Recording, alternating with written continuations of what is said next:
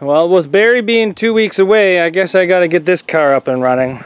It's been 4 months since I've even tried to start it. When I put it away, it ran just fine. Looks like we got some flat tires now. Probably got a really dead battery in it. Yeah, something tells me that battery's dead.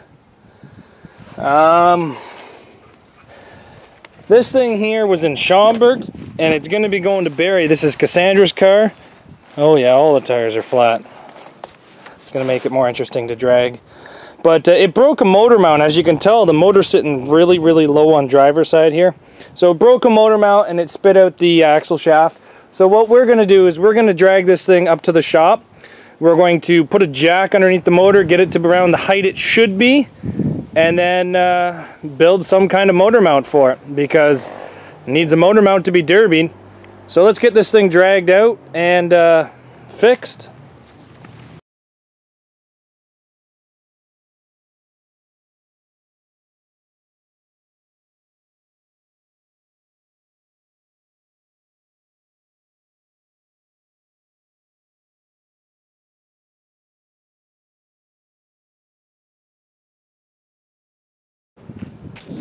So what we have here is a monstrosity of a motor mount.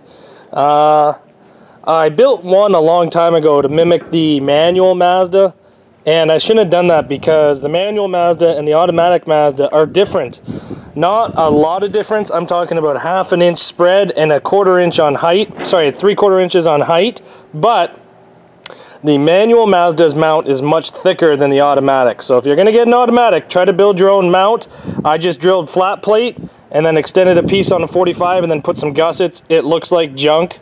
I'm aware of that. I welded a 3/4 nut inside of there and then a 1/2 inch nut inside of it. So that way I can use the factory bolt. I don't know if this thing's going to work, and I should have tested it before I fully welded it, but it was hot and I didn't want to touch it, so it's had time to cool down. So I'm going to try to put this in right now.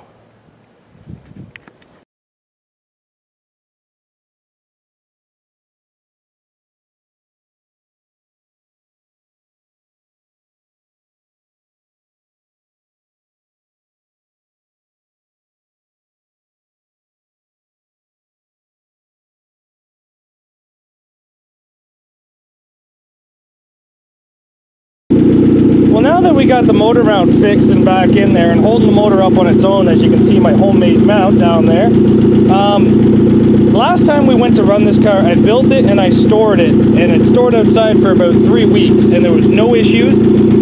I went to start it the day of the derby and it was running on 3 cylinders, and Cassandra had a horrible derby because it was running on 3 cylinders. So as you notice, it's got a brand new coil pack on it. When I scrapped my Mazda, I kept the coil packs off of it. And this is basically how it ran. Let's unplug this one.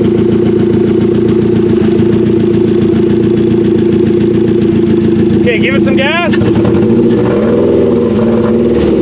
That's how it ran in the demolition derby for her. Horrible. Plug this in. Hear the motor come right alive. Give her some gas. That's how this thing should run. So now that it runs again, we have it charging on a battery. We have the fuel tank still installed. We haven't done anything like that.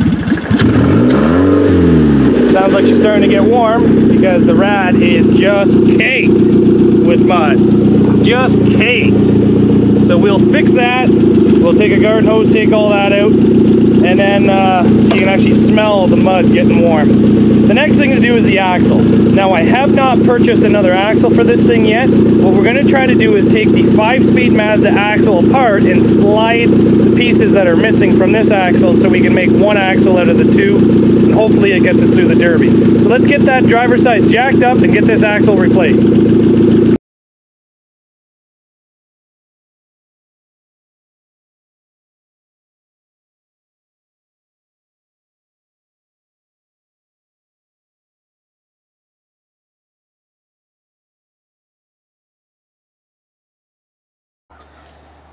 So I had quite a bit of problems with the axle on this. Because it broke so long ago, I kind of lost a couple of the parts. So I kind of had to MacGyver it. I had to tear apart a manual axle and an automatic axle and just hammer some stuff and grind a little bit of things, but I got it all back together. It does work. I did put pressure on it. I drove around, drive to reverse it quite a bit. It does snap. So like when you drive to reverse, it does have a little click, click, click, click.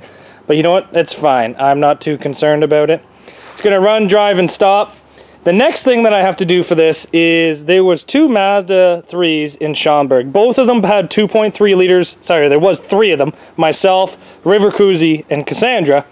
And we all had 2.3 liter Mazdas.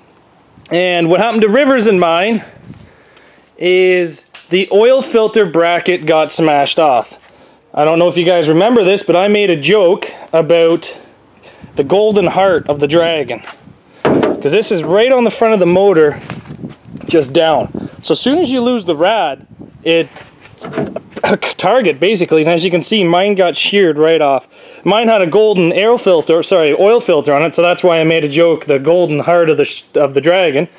But what we're gonna do is we're gonna cut this oil filter out of this plate. Just gonna cut basically around it.